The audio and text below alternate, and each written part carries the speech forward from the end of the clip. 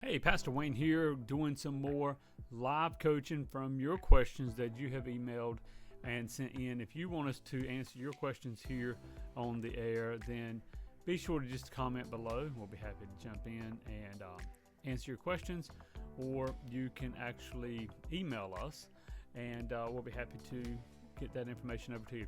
Today, I'm going to go into two questions here from our email. I'm going to go to the computer here. Wow. They're actually, and what's interesting in this, they come up quite often in counseling. They're more connected than most people realize. One's about self-sabotage, one's about anxiety. So if you ever felt like you're getting in your own way spiritually, or wondered if something's wrong with you because you feel anxious as a Christian, this video is for you. So let's go into question number one. Wow. Pastor Wayne, I love God, but I feel like I sabotage myself spiritually. I start strong, then I pull back. I know what to do, but I don't follow through. Why do I keep doing this? Well, let me just share with you really clearly. Most spiritual self-sabotage is not rebellion. It's actually self-protection. Let me explain. Most believers, many believers should I say, sabotage growth because growth feels unsafe to their nervous system. Okay? Even if it's good for their soul. There's the fear, first there's the fear of disappointment. If you've been hurt before, failed before, let down spiritually, part of you says, I don't want to fully commit because I don't want to get hurt again. Okay, so it's fear of disappointment. Second, it's identity lag. God may be calling you forward faster than your self-image is called up to. And God's not wrong here, but you see yourself as who you were, not as God says you are. And then third really is what I call shame cycles.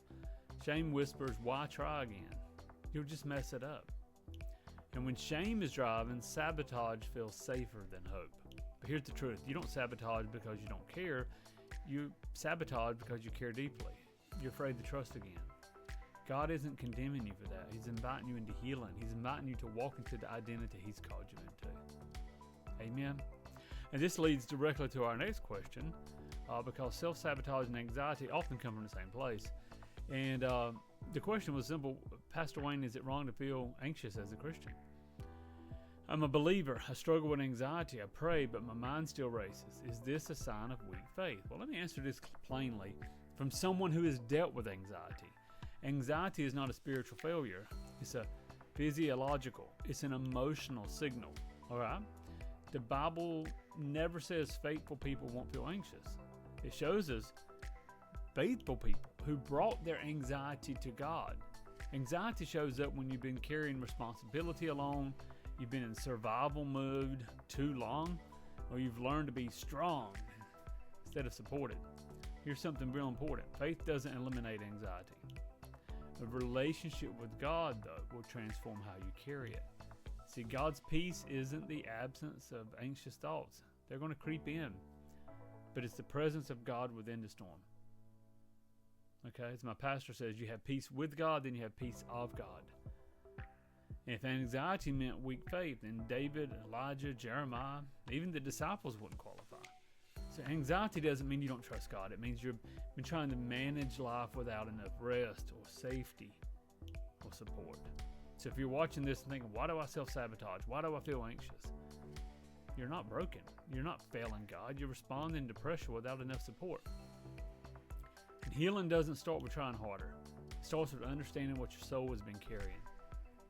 Find someone to pray with you, to stand with you, to lift you up, to believe in you, to help you see yourself as God sees you. If this resonated and you need help working through this, through coaching, counseling, spiritual guidance, you don't have to do it alone. That's what we're here for. Go to PastorWayneSutton.com. On the main page, you can scroll down and sign up for personal coaching. And I look forward to seeing you there. PastorWayneSutton.com. Until next time, be blessed. I pray a blessing over you, and I'll see you on the next video.